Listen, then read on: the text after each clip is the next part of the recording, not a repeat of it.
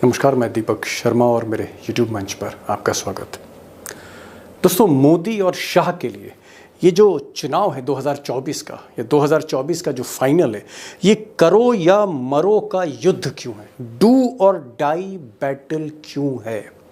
अब इसकी एक बड़ी वजह यह है कि मोदी जी अगर 272 से ज़्यादा यानी 272 प्लस सीट नहीं लाते हैं, तो एक बात बहुत जिम्मेदारी के साथ कह रहा हूँ कि फिर मोदी का जो सफ़र है आगे का, वो आसान नहीं है, मुश्किल सफ़र है। और उसकी वजह यह है कि 272 के नीचे, मेजॉरिटी मार्क के नीचे अगर मोदी उतरते हैं, जी हाँ, 272 के नीचे उतरते हैं, तो मोदी को भाजपा के रथ से नीचे उतरना होगा। फिर मोदी का तीसरी बार पीएम बनना बहुत मुश्किल है। और आज यही बात इस वीडियो में मैं आपको बताने चाह रहा हूं। 270 के नीचे मोदी और शाह के लिए खतरे का निशान क्यों? अब दोस्तों, मोदी के लिए 272 एक डेंजर मार्क क्यों है? हालांकि 272 के नीचे बहुत सी सरकारें बनी, 210 पे भी बनी, 182 सीटों पर भी सरकार बनी, लेकिन मोदी के लिए 272 के नीचे जाना खतरे का निशान क्यों है? डेंजर मार्क क्यों है मोदी के लिए? मुझे लगता है इसकी जो सबसे बड़ी वजह, सबसे अहम वजह यह है कि मोदी जी मनमोहन सिंह की तरह या अटल बिहारी वाजपेयी की तरह एक मॉडरेट फेस नहीं है, एक उदार चेहरा नहीं है, एक नरम चेहरा नहीं है। ज़मीनी सच ये है कि मोदी जी की जो छवि है बीजेपी के भीतर, बीजेपी के बाहर, एक तानाशाह वाली है। सब कुछ अपनी मुट्ठी में करना चाहते हैं। एक सेंट्रलाइज्ड पावर है, एक ही कुर्सी से वो पूरा देश चलाना चाहते हैं, पूरा सिस्टम अपने हाथ में लेना चाहते हैं। एक डिक्टेटर छवि है उनकी। यानी मोदी जी मनमोहन सिंह की तरह, अटल बिहारी वाजपेयी की तरह उदार चेहरा नहीं है। एक बात बिल्कुल स्पष्ट है। और शायद इसीलिए 206 सीटों पर मनमोहन सिंह प्रधानमंत्री बने। इससे कम सीटों पर 2004 में बन गए थे। और अटल बिहारी वाजपेयी 182 सीटों पर, आप कह सकते हैं, कामयाब प्रधानमंत्री बने। लेकिन मोदी जी 206 छोड़िए, 182 छोड़िए, 260 पर भी उनका प्रधानमंत्री बनना मुश्किल है। कोई गारंटी नहीं दे सकता। 260, 250 पर भी मोदी की कुर्सी जा सकती है। और कौन लेगा कुर्सी, किसकी निगाह है, ये तो मैं आपको आगे बताने ही जा रहा हूं। तो दोस्तों, एक तरफ मोदी जी जो हैं वो 260 और 250 पर सेफ नहीं है, सिक्योर नहीं है, क्योंकि ऐसी स्थिति में बीजेपी से ही कोई उनकी कुर्सी छीन सकता है और आरएसएस उसको बैक कर सकता है। यानी मोदी जी को घोड़े से उतारा जा सकता है, जी, रथ से उतारा जा सकता है। और अगर मोदी जी 230 पर आते हैं, मान लीजिए 250 के नीचे 230 से भी नीचे जाते हैं, ऐसी परिस्थिति में जाहिर तौर पर इंडिया अलायंस के पास ज़्यादा सीटें होंगी। और फिर नवीन पटनायक जैसे लोग, नीतीश कुमार जैसे लोग, जगन मोहन रेड्डी जैसे लोग, केसीआर जैसे लोग, इवन नायडू बाबू जो मोदी जी के सहयोगी हैं, ये बीजेपी की जगह इंडिया अलायंस में जाना, सेकुलर पार्टी में जाना ज़्यादा प्रेफर करेंगे। और ऐसी परिस्थितियों में, ऐसे हालात में इंडिया अलायंस की सरकार फिर बन सकती है 230 के नीचे अगर मोदी जी का रथ जाता है। और फिर जाहिर तौर पर ये साहब जो हैं, हो सकता है ये देश के पहले दलित पीएम बन जाए। आगे मैं आपको एक्सपर्ट के ज़रिए इसे भी एक्सप्लेन करूँगा, इम्पॉर्टेंट वीडियो है। तो दोस्तों, सबसे बड़ा सवाल ये है, बिग क्वेश्चन ये है कि ये जो बैटल है, ये जो 2024 का फाइनल है, ये जो चुनाव है, ये सबसे मुश्किल, सबसे टफ मोदी जी के लिए क्यों है, शाह के लिए क्यों है? हालांकि मुश्किल बैटल, डू और डाई बैटल, ये राहुल गांधी के लिए भी है, विपक्ष के सभी नेताओं के लिए, चाहे वो तेजस्वी हो, अखिलेश हो, ममता हो, सभी के लिए ये एक मुश्किल युद्ध है, अग्नि परीक्षा है। लेकिन सबसे बड़ी अग्नि परीक्षा मोदी और शाह के लिए क्यों है? आज दो खास मेहमान होंगे हमारे साथ। अशोक वानखेड़े होंगे, अभी हाल में ही वो कर्नाटक में थे, फिर महाराष्ट्र में थे, उसके बाद राजस्थान, मध्य प्रदेश, उत्तर प्रदेश दौरा करके लौटे हैं। उनसे जानेंगे। नागपुर में थे, उनकी शायद गडकरी जी से भी मुलाकात हुई है। तो हमारे साथ इस वक्त अशोक वानखेड़े टाइगर होंगे। और हमारे साथ पॉलिटिकल एनालिस्ट, एक top political analyst professor Ravikant Lucknow से होंगे। टाइगर दिल्ली से हैं और प्रोफेसर रविकांत लखनऊ से जुड़े हैं। सीधे इनके पास चलते हैं। एक बड़े सवाल को, चुनाव के एक बड़े सवाल को डिकोड करने की कोशिश करते हैं कि मोदी और शाह के लिए ये वाकई करो या मरो का युद्ध क्यों है। टाइगर, जो पहला सिनेरियो है कि अगर 272 के नीचे मोदी उतरते हैं, मान लीजिए 260, जिसकी प्रबल संभावना है, जिस तरह का फीडबैक फेज 1 और फेज 2 में आ रहा है, कम वोटिंग परसेंट को लेकर, जिसको लेकर हड़बड़ाहट बीजेपी में है। अगर 272 के नीचे मोदी आते हैं, 260 मान लीजिए, 255 मान लीजिए, तो मेरा दो सवाल हैं कि क्या दूल्हा बदल सकता है, घोड़ी कोई फिर और चढ़ेगा बीजेपी की तरफ से, और क्या नीतीश कुमार या नवीन पटनायक या जगन मोहन रेड्डी या नायडू बाबू, जिनके पास 10-12 सांसद होंगे, क्या ये भी पलटी मारेंगे? क्या माइनस मोदी होगा इक्वेशन? Straight question tiger. बिल्कुल माइनस मोदी होगा। ये दोनों गुजरातियों से बीजेपी भी निजात पाना चाहेगी। सवाल आपने अभी तक सिर्फ अलाइड का लिया। आपने कहा कि 260 होने के बाद 12 कहां से आएंगे? क्या जगन देंगे, क्या नवीन पटनायक देंगे, क्या नीतीश देंगे? सवाल उनके देने का नहीं है, सवाल भाजपा के अंदर क्या होगा, संघ क्या कहेगा। सवाल सबसे बड़ा वो है। तो फिर बता दीजिए टाइगर, 2 दिन नागपुर में क्या कर रहे थे आप? बता तो दीजिए, नागपुर से कौन सी खबर लेके लौटे हैं आप? मैं तो भाई विदर्भ का रहने वाला हूं, मैं तो नागपुर आता जाता रहता हूं। प्रधानमंत्री भी नागपुर गए थे, रात भर रुके। वो क्यों गए थे, ये बड़ा सवाल है। तो बता दीजिए ना। सवाल ये है कि घोड़ा थक चुका है। ओहो, घोड़े को बदलने का समय आ गया है। नहीं, अगर बहुत पहले कहा था टाइगर एक मिनट, अगर मोदी जी, उनकी उम्र 73-74 साल हो रही है, अगर मोदी जी थक गए हैं तो एक घोड़ा तो और है ना उनके पास, अमित शाह। तो फिर अमित शाह को बैठाया जा सकता है। आप समझे नहीं। घोड़ा थक गया मतलब उम्र से नहीं। जो घोड़ा पूरे सीट नहीं ला सकता वो घोड़ा थक गया। अडवाणी जी उम्र के तकाजे से नहीं निकाले गए थे। अडवाणी जी सीटें नहीं ला पा रहे थे, तो घोड़ा थक गया, बदल दिया। यहां पे अमित शाह और मोदी, ये हम लोगों के लिए अलग अलग है, सबके लिए अलग अलग है। वो दोनों संघ के लिए दोनों एक है। ओके, मैंने पहले भी कहा था कि जब चड्डी बदलती है तो बनियान भी बदलती है। सवाल वो है। सबसे पहले बीजेपी की अंदरूनी एक बात बता दूं मैं दीपक भाई, और बड़े स्ट्रेट बोल दूं। लोग कहते हैं कि विपक्ष पे प्रकोप है मोदी जी का, विपक्ष डर रहा है। कोई कहता है ब्यूरोक्रेसी डर रही है, कोई कहता है जुडिशरी डर रही है, पत्रकार डरे हुए हैं। लेकिन इन सभी लोगों से ज्यादा बीजेपी अंदर से बहुत बुरी तरह से डरी हुई है मोदी से। वो शेर की सवारी कर चुके हैं, वो निजात पाना चाहते हैं। इसलिए आप क्या कह रहे हैं? आप टाइगर ये कह रहे हो बगावत का माहौल है क्या बीजेपी में? क्या धुआं उठ रहा है वहां पर बगावत का? भयावह पहली बार हो रहा है ये बीजेपी में कि मोदी जी होते हुए भी लोग आंखें उठा के बात कर रहे हैं। गुजरात में अपना होम स्टेट तक नहीं संभाल पा रहे हैं। गुजरात में विरोध, राजस्थान में विरोध, बंगाल में विरोध, उत्तर प्रदेश में विरोध। स्वयं रविकांत जी बैठे, वो अच्छी तरह से बताएंगे कि उम्मीदवारों के चयन को लेकर क्या विरोध हो गया। जब आपको गन पॉइंट पे विपक्ष के उम्मीदवार को रिटर्न फॉर्म करवाना पड़ रहा है या उनके फॉर्म कैंसिल करवा के आसान करवाना पड़ रहा है चुनाव, तो आप समझ जाइए 260 के भी लाने पड़े हैं, 221 के आगे उनकी टोटल नहीं जा रही है।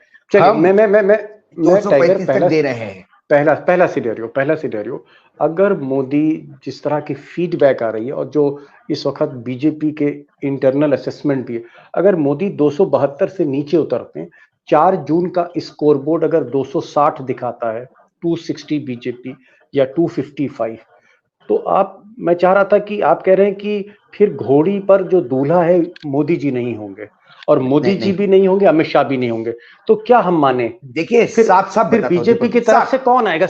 हाँ, देखिए बीजेपी की तरफ से वो आदमी आएगा जिसको संघ का बैकिंग होगा, पॉइंट नंबर 1।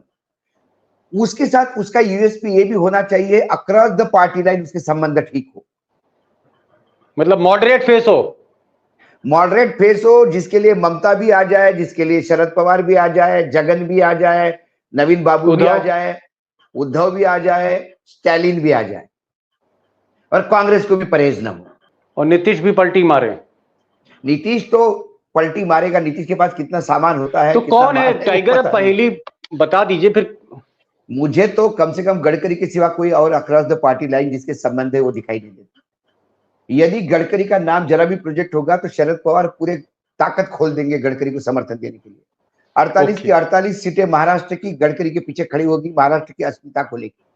और महाराष्ट्र की अस्मिता को लेकर जब जब चुनाव हुए हैं, मतलब जब महाराष्ट्र की महिला राष्ट्रपति बनना चाहती थी तो शिवसेना से लेकर तमाम लोगों ने समर्थन दिया, सिर्फ भूमिपुत्र और भूमिपुत्री होने के नाते। तो महाराष्ट्र की अस्मिता सबसे पहले, उसके बाद शरद पवार के और उनके इक्वेशन गडकरी जी के इतने बेहतरीन हैं कि बाकी जगह बैटिंग करने के लिए उनको जरूरत नहीं है, शरद पवार खुद ही बैटिंग कर लेंगे। उद्धव ठाकरे तो बहुत पहले से उनके संबंध अच्छे हैं उद्धव ठाकरे से। ओके, तो यानी टाइगर आप क्लियर कर रहे हैं कि मराठी अस्मिता की बात होगी और मराठा नेता जैसे शरद पवार हैं, उद्धव ठाकरे हैं, ये जो छत्रप हैं, ये सीधे सीधे गडकरी को बैक करेंगे और परहेज नहीं होगा। एक सवाल यहां पर मैं रविकांत जी से पूछना चाह रहा हूं। रविकांत जी, उत्तर प्रदेश के साथ बिहार की भी सियासत आप पूरी तरह से परखते हैं, क्या आपको लगता है कि नीतीश कुमार जिनके बारे में कहा जा रहा है 10-12 सांसद वो लेके आएंगे और कहीं ना कहीं खटपट चल रही है मोदी जी के पर्दे के पीछे, आपको लगता है कि नीतीश कुमार अगर डिसाइसिव पोजीशन में हुए, एक निर्णायक पोजीशन में हुए कि अगर मैं समर्थन देता हूं तो मोदी घोड़ी पे बैठेंगे, मैं समर्थन नहीं देता हूं तो मोदी घोड़ी से हटेंगे, ऐसी स्थिति क्या आपको लगती है कि नीतीश कुमार मोदी के साथ जाएंगे या फिर वो बदला लेंगे? देखिए दीपक जी, सिर्फ नीतीश कुमार नहीं, पिछले 10 साल में जिस तरह की सत्ता चलाई है नरेंद्र मोदी ने, उसमें योगी आदित्यनाथ से भी वो पूछेंगे तो क्या वो उनका साथ देंगे? तो ये तो नीतीश कुमार है। और नीतीश कुमार को जितना अपमानित होना पड़ा नरेंद्र मोदी के सामने, जिसने नतमस्तक हुआ, जो व्यक्ति जो लगातार 18 साल से बिहार की सत्ता पर काबिज है, उस व्यक्ति का ये हश्र होना, मैं नहीं समझता कि नीतीश कुमार किसी भी कीमत पर नरेंद्र मोदी आप कह रहे हैं कि नीतीश कुमार मौके का इंतजार करेंगे और उस मौके पर वो कहीं ना कहीं हिसाब बराबर करेंगे मोदी जी से। चलिए, नीतीश कुमार अगर नहीं दे रहे तो नवीन पटनायक का तो दरवाजा खुला रहेगा मोदी और अमित शाह के लिए, या नवीन पटनायक का भी दरवाजा बंद हो जाएगा?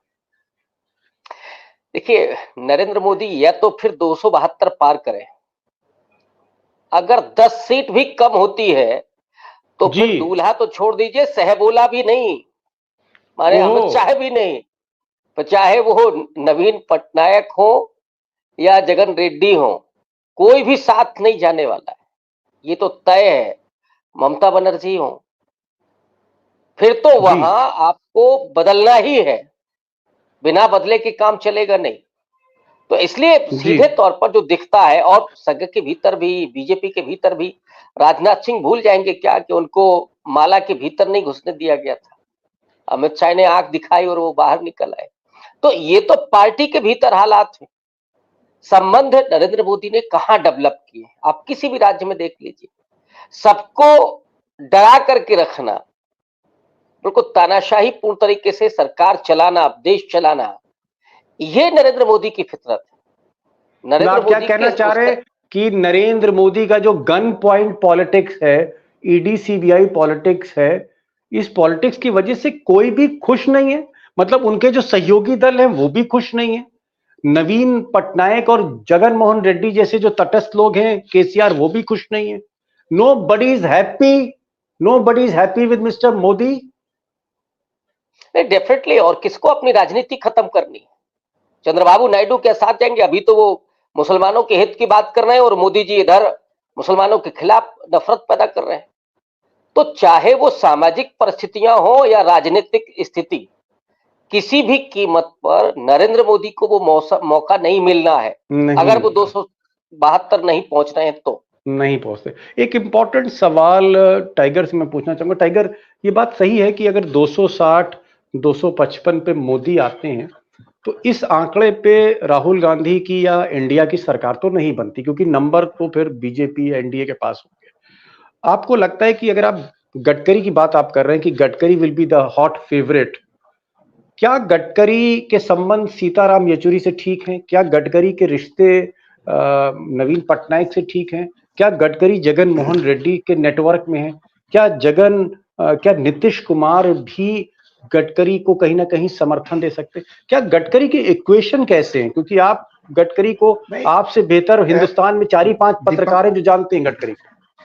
दीपक जी, गडकरी के इक्वेशन किसके साथ अच्छा है, इसकी लिस्ट शुरू करेंगे तो 2 घंटे लग जाएंगे। ओहो, ये ढूंढना होगा कि गडकरी के संबंध किसके साथ नहीं है। मोदी जी के साथ नहीं है। मोदी जी छोड़ के, ये 2 गुजराती छोड़ के, उनका संबंध किसी के साथ बुरा नहीं। आप किसी भी विपक्ष के सांसद को पूछिए, वो जाता है अपना रोड क्लियर करके आता है, वो जाता है अपना प्रोजेक्ट लेके आता है। नहीं, आप ये कह रहे हैं टाइगर, आप ये कह रहे हैं कि नितिन गडकरी को की जो रिस्पेक्ट है या उनके जो लिंक्स हैं, उनका जो नेटवर्क है, उसमें नीतीश कुमार भी है, नवीन पटनायक भी। देखिए, उनके साथ फारूक अब्दुल्ला से शुरू करिए। फारूक अब्दुल्ला के साथ इक्वेशन अच्छे है, लेफ्ट के साथ इक्वेशन अच्छे है, क्योंकि सीताराम येचुरी से भी ठीक है। सीताराम येचुरी से बहुत बढ़िया इक्वेशन है उनके। देखिए दीपक जी, क्या होता है, ये वो पीढ़ी के लोग हैं, ये वो कुशाभाऊ ठाकरे, ये उस टाइप के उस राजनीति में आते हैं जहां मतभेद होते हैं, मनभेद। मतलब आप ये कह रहे हैं कि गडकरी का रेपो बहुत अच्छा है, और जिस तरह का अटल बिहारी वाजपेयी का रेपो लालू यादव से या चंद्रशेखर से था, वैसा ही गडकरी का है। चलिए, एक बात तो सही हो गई। एक पहला तो मेरा आपने सवाल का जवाब दे दिया कि अगर मोदी 272 से नीचे जाते हैं, 10-12 सीटें नीचे जाते हैं, 260, 255, 250, तो Gadkari could be the choice of NDA allies और बीजेपी के भीतर और आरएसएस। ये आपने कह दिया। सपोज करिए अगर मोदी जी 240 के भी नीचे चले गए, और 240 के नीचे जाएंगे तो फिर राहुल गांधी के पास भी उतनी ही सीटें होंगी जितनी मोदी जी के पास। ऐसे में आपको क्या लग रहा है कि तब नीतीश कुमार और ये सारे लोग क्या राहुल गांधी की शिप में आ जाएंगे, कूद जाएंगे, छोड़ देंगे मोदी जी को? टेक्निकल मामला फंसेगा उसमें। सबसे बड़ा राजनीतिक दल बीजेपी होगा, तो राष्ट्रपति सबसे पहले बीजेपी को बुलाएगा। 235 पे भी बीजेपी सबसे बड़ा राष्ट्रीय दल होगा, और जब उनको बुलाएगा और बीजेपी ने यदि नितिन गडकरी को प्रोजेक्ट किया, तो फिर इंडिया गठबंधन के कई लोग गडकरी के पीछे खड़े हो जाएंगे। और अगर मोदी को आगे किया, मोदी को आगे किया तो देश गया। मैं आपको बता देता हूं, फिर चंडीगढ़ मॉडल ऑपरेट होगा। 235, 240 पे यदि मोदी जी को आपने प्राइम मिनिस्टर बना दिया और बीजेपी में सब लोग चुपचाप सहन करके बैठे रहे, तो फिर उसके बाद चंडीगढ़ मॉडल होगा। राष्ट्रपति जी उनको शपथ देगी, वो कहेंगे कि भाई हमें अभी 1 महीना चाहिए। 1 महीने में पीठासीन अधिकारी वॉइस वोट से करेगा। मैं आपको सिनेरियो बता रहा हूं, हंगामा हो जाएगा। आप कह रहे हैं कि ईडी, सीबीआई, अंबानी, अडानी सब के सब मतलब टूट पड़ेंगे। अभी उनका तो मैंने नाम ही लिया नहीं गुरुजी, मैं प्रोसेस बता रहा हूं आपको। फिर 1 महीने तक ये जुगाड़ करेंगे, नहीं हुआ तो वॉइस वोट से चुनाव करवाएंगे। बोले कि सरकार जीत गई। विपक्ष हंगामा करेगा, विपक्ष को निष्कासित करेंगे, बचे हुए लोगों के बीच में वोट डिवीजन करेंगे। बोलेंगे 230 में से 230 ने हाँ कह दी, सदन का मत उनके साथ है, 6 महीने के लिए सिक्योर हो गए। टेक्निकली विपक्ष बाहर जाएगा, महात्मा गांधी के समाधि पे जाके प्रेस कॉन्फ्रेंस करेगा, कोर्ट जाएगा, सर्वोच्च न्यायालय संविधान पीठ की स्थापना करेगा। उसके बाद यह मामला वहां 3 महीने तक चलेगा। 3 महीने में, उस 3 महीने में ईडी, सीबीआई, अंबानी, अडानी, ये सारे जी। चलिए, मान लिया टाइगर अगर 220 पे तो मोदी गए ना, 225 के नीचे, फिर तो इंडिया अलायंस ही है। प्रोफेसर साहब, 230 के आसपास अगर एक खिचड़ी बनती है, सरकार बनती है, और नीतीश कुमार गेम खेलते हैं, नवीन पटनायक गेम खेलते हैं, भाई बहुत हो गया, क्योंकि मोदी इतनी आसानी से हारने वाले नहीं है।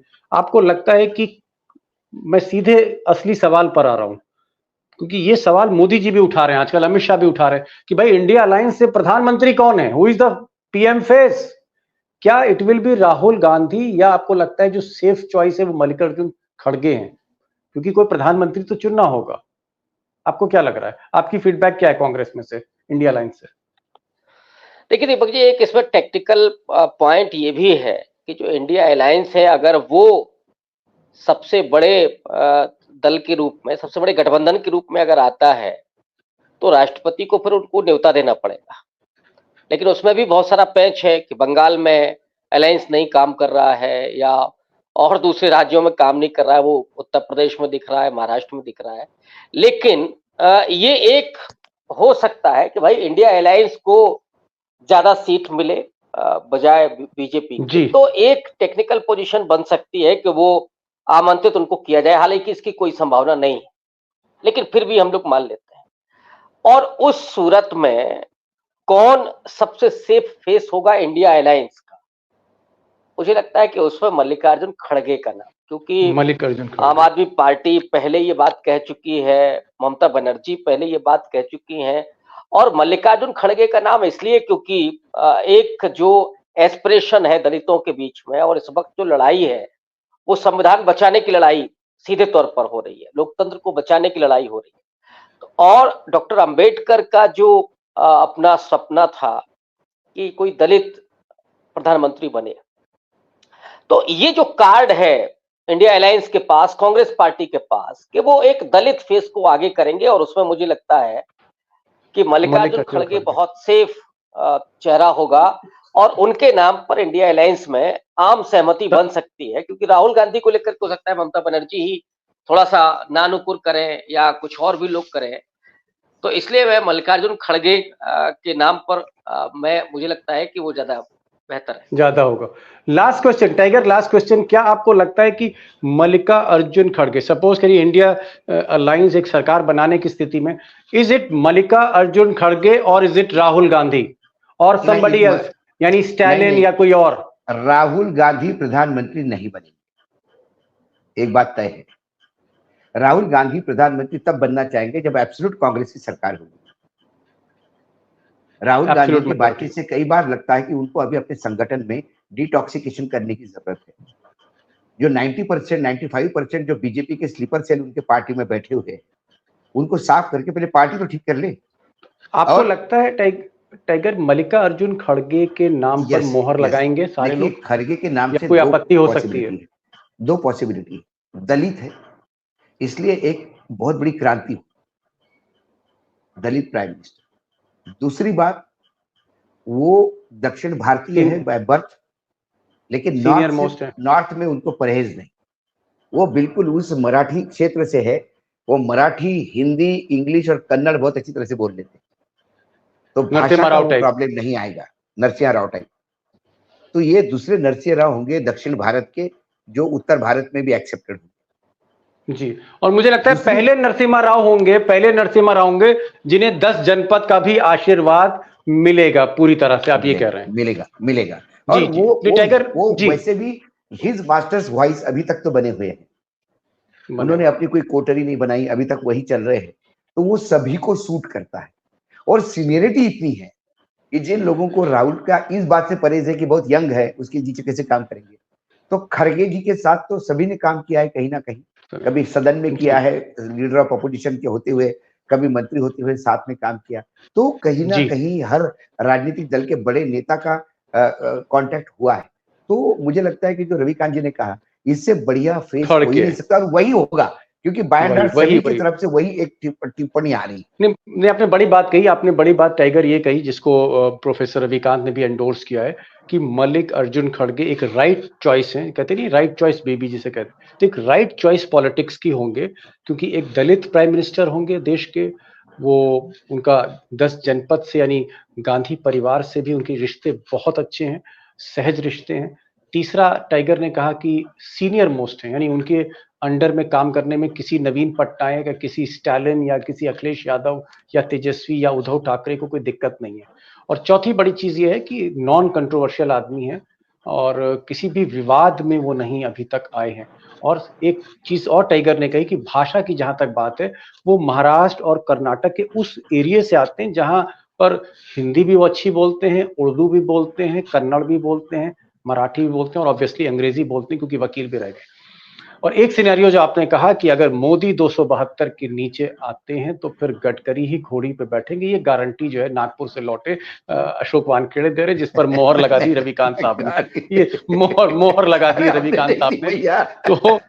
तो मेरा ये कहने का मतलब है, एक चीज दोस्तों तय है जो आज हमारे एक्सपर्ट पैनलिस्ट ने कहा कि 272 का मतलब है खतरे के निशान से गुजरात लॉबी नीचे आएंगे। 272 के ऊपर मोदी को रहना होगा और बीजेपी को रहना होगा, एनडीए की बात नहीं, क्योंकि रविकांत कह रहे हैं कि पलटी मार देंगे 272 के नीचे नीतीश कुमार को जरा सा भी एहसास हुआ कि उनके समर्थन से मोदी जा सकते हैं तो चले जी। दीपक भाई, एनडीए गठबंधन में जितना कुनबा है 38 पार्टियों का, उनमें से मुझे एक पार्टी का नाम बता दीजिए, वो जो नेचुरल अलायंस है, जो गन पॉइंट पे नहीं आई। सही कह रहे हैं आप, सही कह रहे हैं। एक चीज और टाइगर ने ऐड कर दी कि जहां गन पॉइंट पे लोग हैं वो बस इंतजार कर रहे हैं कि कब झपकी आ जाए आगे वाले को और हम निकल ले। बहुत वैलिड पॉइंट टाइगर ने कहा, इसीलिए कहते हैं तजुर्बे की अपनी कहीं ना कहीं अहमियत होती है। टाइगर ने कहा कि मोदी जी के साथ जो उनके सहयोगी हैं, जो उनका कुनबा है, सारे के सारे दोस्त जो हैं, दरअसल वो मैरिज ऑफ कन्वीनियंस है। गन पॉइंट पे ईडी का डर दिखा के, सीबीआई का डर दिखा के छापा मार के दोस्ती करी है। इसलिए मौके के इंतजार में ये जो ब्लैकमेल रिलेशनशिप है ये नहीं साथ देगी मोदी को। तो कुल मिलाकर मोदी को 272 के ऊपर आना होगा और यही बौखलाहट दिख रही है 272 की आजकल मोदी जी के भाषणों में। टाइगर आप आए, रविकांत साहब आप आए, आपने समय निकाला और जिस बेबाकी से चीजें रखी और जिस सहजता से चीजें रखी और जिस तरह से चीजें एक्सप्लेन करी है कैमरे पर, मुझे लगता है कि लोगों को इससे बेहतर जो है सिनेरियो जो है 4 जून का, इससे बेहतर कोई एक्सप्लेन नहीं कर सकता। Tiger, hats off to you, जो आपकी ओरेटरी है, और रविकांत साहब क्या एनालिसिस आप करते हैं। दोनों का बहुत बहुत शुक्रिया दोस्तों की तरफ से। Thank you so much for joining this programme sir.